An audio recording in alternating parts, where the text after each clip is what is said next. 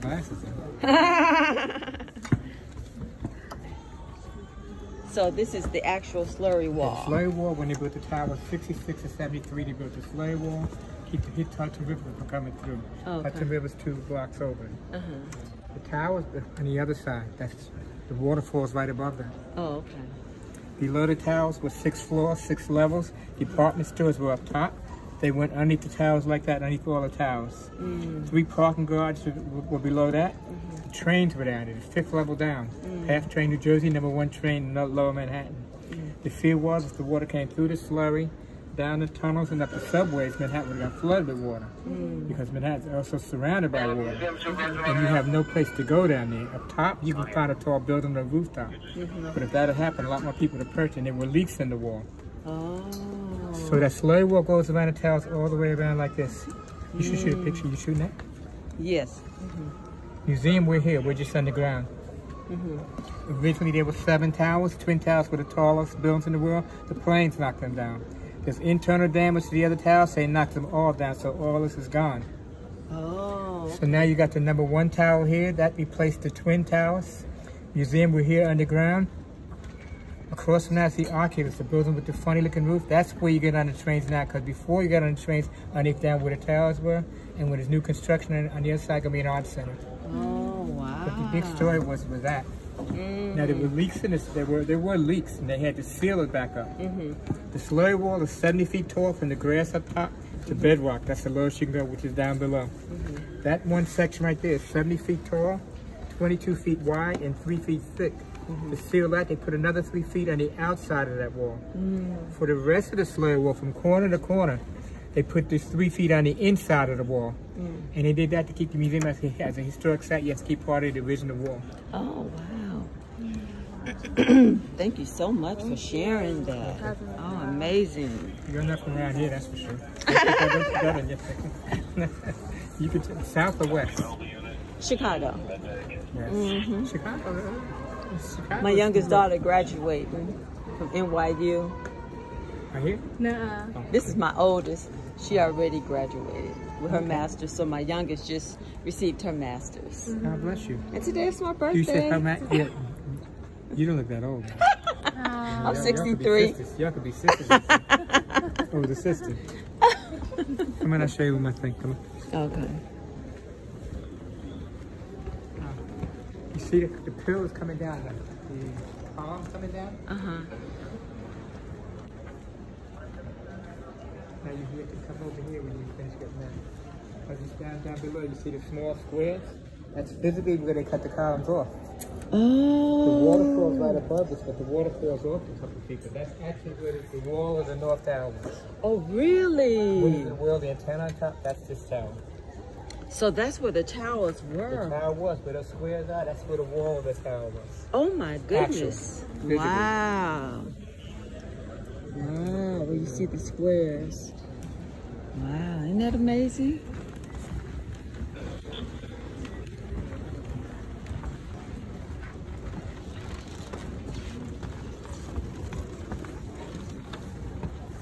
Now the beam right there. The plane, the beam right there, the big beam.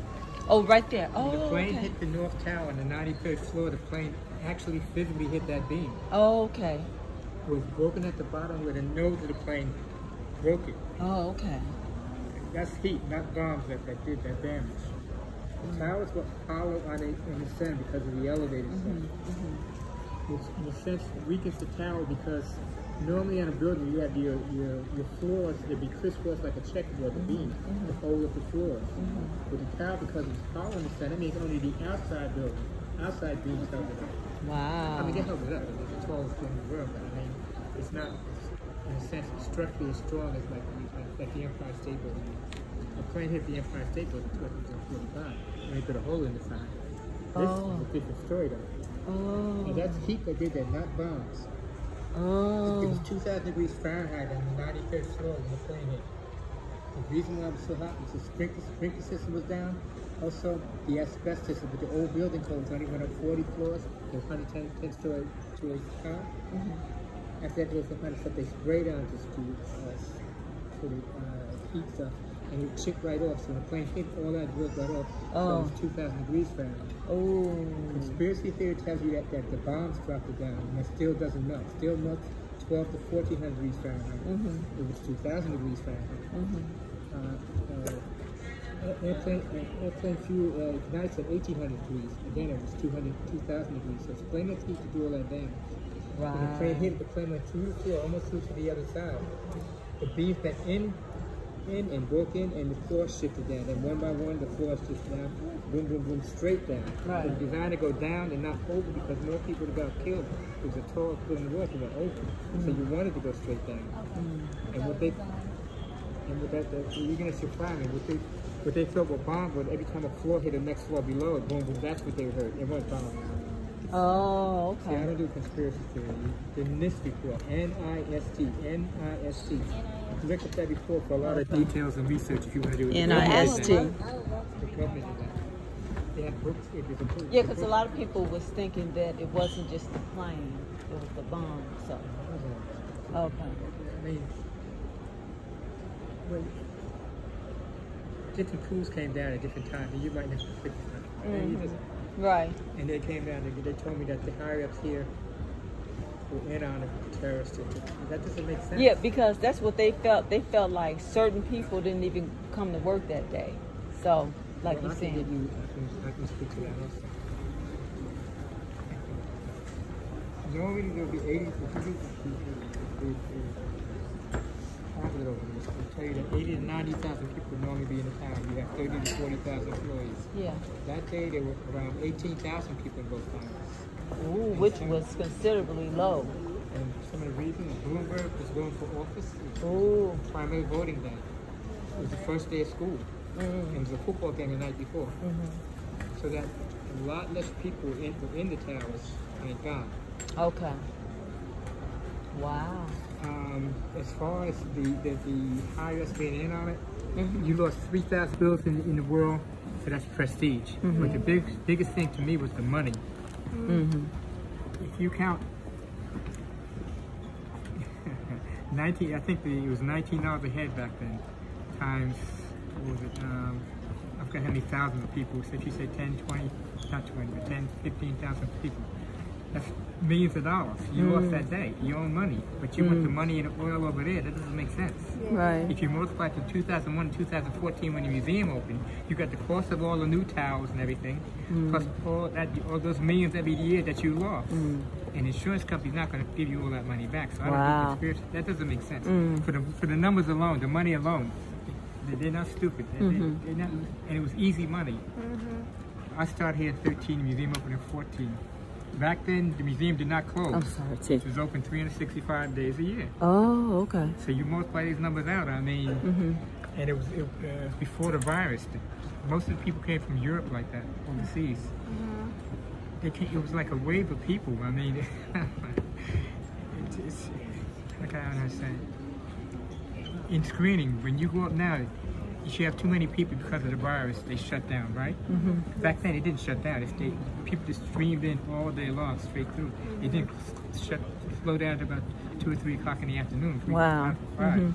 I mean, so I mean, you don't, common sense, I don't know. Anyway, you look at it, there's no way, to me, that if you own this, that you're going to give that up.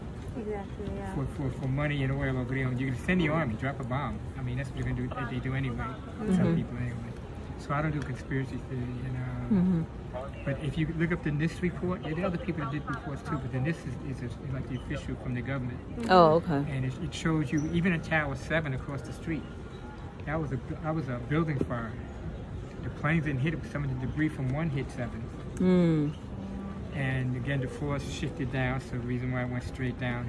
But also there was a fuel tank in front of 7, and it was 6,000 gallons, 15 feet tall. And that might have contributed to some of the heat over there too. But except what we were told was that because they had gotten all the people out and all the workers were across the street, they let it burn, because it burned from about 9:30 to 5:30 in the afternoon. But I found later from one of the fire, I believe it was a fire chief, he said that one of the other reasons, or maybe one of the larger reasons, was that the firemen wanted to get out. It was coming down so fast, there's no people in it. Yeah. You want to get out of there. Right. But it did burn all day. Wow. So that was a building. That was a building fight. That was across the street. Yeah, you can look up a lot of for yourself, but sometimes you have to temper it with like reality of what was on, what went on. There were a lot of heroes. People gave their lives. That's what the numbers on top of fatalities. That was on the poll. That's Friday, New York Police Department, Fire Department, New York, and Port Authority Police Departments. Those are fatalities. Gave their lives. Yeah. A lot of people in the towers even gave their lives. 29 in the town, helping people out and collapse on them. So there's a lot that people don't know or realize. 41% of people that perished, they never found their bodies. 200 people jumped from both towers. None of them made. So how many people you said they perished? They didn't find their bodies? 41%. Oh, 41%. That they never found their bodies. No, because more likely they melted and then it had turned to dust. They burned everything up. Oh my goodness. That's a lot. Down there, when you walk down, there's people missing persons. Oh. A lot of people, 41% is a lot. That's crazy.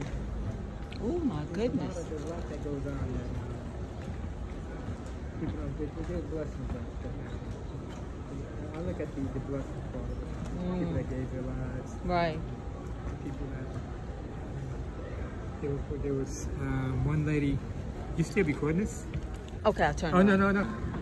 A young 16-year-old, you talk about kids, his 16-year-old daughter comes over. Yeah, that's my brother. But the thing about it, she had never seen a note before. Oh. And what floor was he on again? Like the 70th, 80th floor. He was on the 70th or 80th floor, and he wrote a note to his family. Yeah. And they found it 2 blocks away. And they found it 2 blocks away, and he didn't make it. There was another note. That note, I don't think that note's still down there now. I think they took that one out because they changed stuff around. Okay. There was another note. There's a bumper for the van from the 93. And let us shoot pictures, but you can't shoot pictures inside there. So it's over. Unless you can't shoot pictures. That was my son. So if I let you shoot pictures, I let everybody shoot pictures. But you take the camera, you shoot the picture. Yeah. And it's time I'll go stand over there. Yeah. Shoot the picture. Somebody even patted me on the shoulder. From I think, and he lived like that in the whole museum. Wow, that's amazing. The mothers of both of those notes. Wow, that's amazing. Wow. You got thousands of people walking through here. I don't know her, I don't know you. And yet, that's when I knew God put us in the right place, because there's things there's stories, there's loads of stories of people. Are you spiritual? Yes, I'm Muslim also. Okay. Well, he knew it was something to me with the long coat on. No, well, sometimes we couldn't. Now there's another thing with the Bible, but not you. Yeah. It's Christian stuff. But there's so many things that see that's, if you think about it, regardless of race, color, religion, we help each other. And the boats, did I tell you about the boats? No. I didn't tell you about the boats. Stand up. Huh? You can take this one.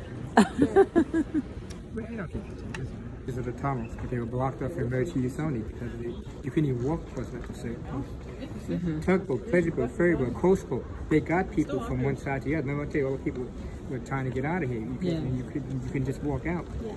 Regardless of race, color, religion, powder all over their body. When you came back and see the powder, we did the right thing. Unlike the terrorists who tried to drop us to our knees, world domination, fear. And so as we impart good vibes to our young, right over wrong, good over evil, unity without uniformity, holiness, treat others as treat you, listen to mom and dad, and love. As we impart good vibes to young, we win because that goes on to the next generation. That's how we win. As we live the life, regardless of race, color, religion, as we live together as people, unity without uniformity, we win. Not the mindset of revenge and go back and hurt you, so you got to go hurt the person and knock them out. That's crazy. That's part of the stuff with the gangs and stuff. And stuff. I got one I could ask you from. I have a question for you too. Especially you. Okay. Your mom, you've got 2 college kids. God bless you. Okay. I should do outreach ministry at the shelter. A lot of young ladies. And I say the ladies is loosely gangbangers, drugs, alcohol, money, just really out there. One example, she came from down south, 18 years old, Christian family. and she was clean. To be with her boyfriend who lived in the shelter in Newark. I'm from New Jersey, in Newark. First red flag went up. He lived in a shelter. He lived in a shelter. Okay. I don't think so. Anyway, and so women are coming in and out of his room. First, didn't have to take much to figure out. Drug dealer, pimp, whatever. And I told her, spiritually or in a natural, leave him alone. Right. He's not gonna do nothing for you. Right. Right. He's very. And I mean, I used to chase women and stuff, but I mean, he was too obvious. High as a jet. Oh my goodness. Pregnant. And so this is like, oh my God. I was really young. And so what year was this? I probably had to be around 2002, 2003, because I just got out of Bible school. But my question was, don't the young girls see this? I mean, it's so obvious. But you said she was, what was her age again? Huh? What was her age? 18. Okay, she was 18 years old, and she came from where? Down south, church family. Okay. Okay, so that happens to a lot of church girls. Yeah. Because like it depends. Like I would say in our household we work like if it's too strict, and you know you don't expose your kids to like sun dangers, they'll go away and they'll just kind of get caught up. Like you're just too naive. But the thing is, you can't be too. When she says strict, but the thing is, they stay busy. They say what? Because they stay busy. She keeps At probably around 7. And my youngest daughter was 5 when they learned how to swim. And at 5 and 9, they were playing piano lesson. So they were very active. But by her being 18 and to come from down south to a big city, that's a big thing.